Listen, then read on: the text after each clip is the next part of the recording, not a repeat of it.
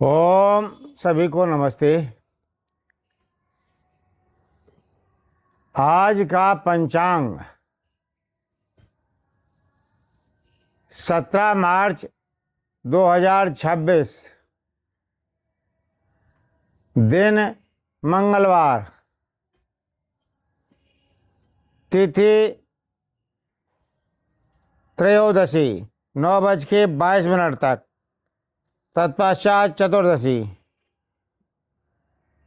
नक्षत्र शतभिषा 30:08 तक, सूर्योदय 6:29 पर, सूर्यास्त 6:31 पर, चंद्रोदय 29:55 पर, सूर्य उत्तरायण, ऋतु बसंत, पक्ष कृष्ण, मास चैत्र, षष्ठी संवत 1,96,08,53,126, कलयुगाब्द 5,126, विक्रम संवत 2082, शक संवत 1947, दयानंदाब्द 202। आज हम ईश्वर के विषय में बात रखते हैं।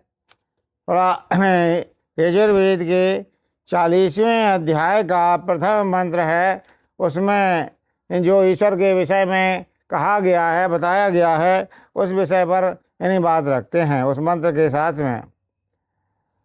ओम ईशावास्यमिदं सर्वं यत्किंचित् जगत्यां जगत् तेन त्यक्तेन भुञ्जीथा मा गृधा कस्य धनम। इसमें कहा है, हे मनुष्य,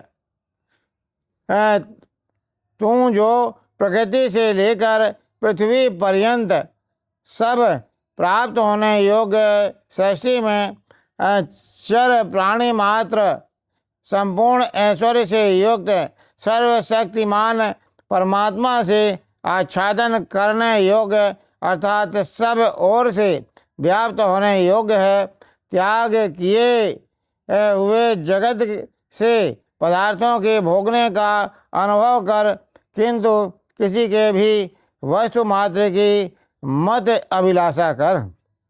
जो मनुष्य ईश्वर से डरते हैं कि यह हमको सदा सब ओर से देखता है, यह जगत ईश्वर से व्याप्त और सर्वत्र ईश्वर विद्यमान है, इस प्रकार व्यापक अंतर्यामी परमात्मा का निश्चय करके भी अन्याय के आचरण में किसी का कुछ भी द्रव्य ग्रहण नहीं करना चाहते, वे धर्मात्मा होकर इस लोक के सुख और परलोक में मुक्ति रूप सुख को प्राप्त करके सदा आनंद में रहते हैं। यानी इस मंत्र में ये बताया गया है कि हमें सर्वदा हमेशा प्रतिक्षण यानी ये ध्यान रखना चाहिए कि ईश्वर सर्वत्र विद्यमान है। जहाँ हम बैठे हैं वहाँ भी ईश्वर है, और इन सूर्य चंद्र लोग सभी जगह ईश्वर है। जहाँ भी हम जाते आते हैं सब जगह परमात्मा का निवास है, सर्वत्र है, वो विद्यमान है। तो उसको साक्षी मान करके हमेशा हम उससे यानी जब डरते हैं तो कोई भी बुरा कार्य नहीं करते, और ऐसा डरना चाहिए। जो ऐसा करते हैं और किसी दूसरे के वस्तु को यानी पर इच्छा नहीं करते, यानी इस तो वो जो है सदा आनंद में रहते हैं। यानी इस मंत्र में कहा है कि हमें यानी अपने जो ईश्वर का दिया हुआ, अपनी मेहनत का कमाया हुआ, उसी से अगर हम जो है अपना यानी जीवन चलाते हैं तो तभी हमें जो है आनंद की प्राप्ति होगी, सुख की प्राप्ति होगी। धन्यवाद।